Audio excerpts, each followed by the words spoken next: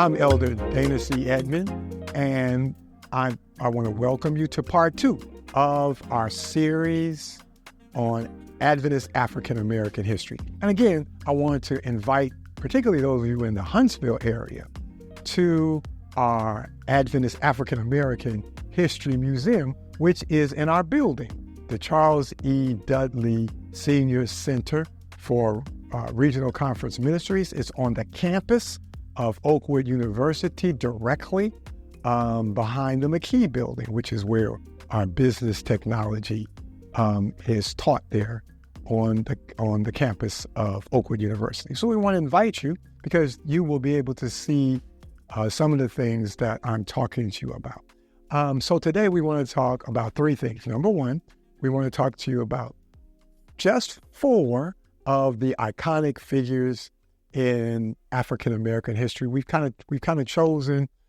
4 who served during the lifetime of a number of those of us who are listening to this program, and those of us who are currently serving in the Adventist Church.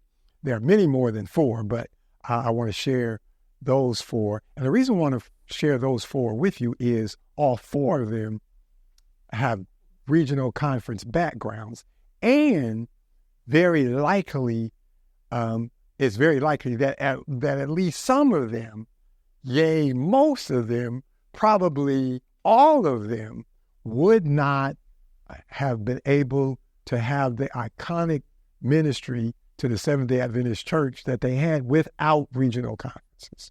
Right. The first person I want to talk to you about is Elder E.E. Cleveland, one of the great evangelists in the history of our church. He got his start in the South Atlantic Conference. The next person I'd like to share is Elder C.D. Brooks, the Speaker Director of Breath of Life, the first Speaker Director of Breath of Life, former Field Secretary of the General Conference, my first pastor, and like E.E. Cleveland, an enormous influence on my life. He got his start in the old Allegheny Conference. Today, Allegheny is divided into Allegheny East and Allegheny West, but at the time that Elder Brooks got his start in ministry, it was simply the Allegheny Conference. The next person that I want to share with you is the first president of the North American Division, Elder Charles E. Bradford. And then lastly, Elder, the person who this building is named for, Elder Charles E. Dudley, the president of the South Central Conference, and who served for 31 years as president of that conference, who's kind of the godfather of regional conference, the current regional conference work. And he got his start in the South Central Conference. Okay, so again, were it not, since all these gentlemen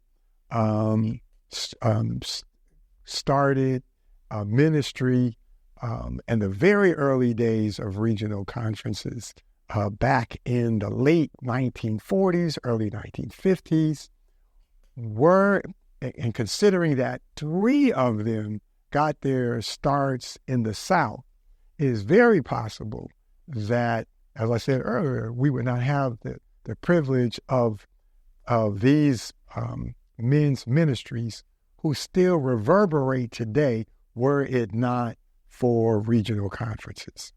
I want to also share with you number 2, the regional conference entities that we have. There's a regional conference retirement plan, which allows our workers to retire in dignity.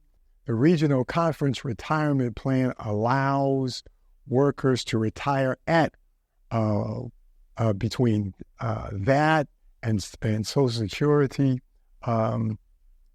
That plan, according to our director, allows our workers to retire at roughly the same amount of salary that they were getting when they worked. So it allows our workers to retire in dignity.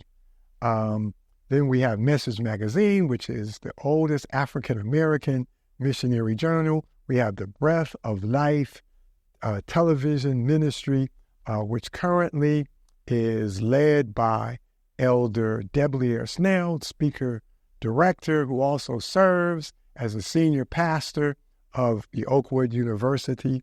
Another regional conference entity is the Regional Voice, which is the online quarterly news magazine for regional conferences. And also, the last entity that I want to tell you about is the Office for Regional Conference Ministries, ORCM, which coordinates all the things that regional conferences do together. And they're regional conference academic entities. That's the best way that I can put it, that serve a national and international constituency. And that is Pine Forge Academy, which is operated by Allegheny East. And that is our boarding academy, one of the oldest boarding academies on the secondary level. Those are our regional conference entities or regional conference affiliated entities or entities that are subsidized by regional conferences.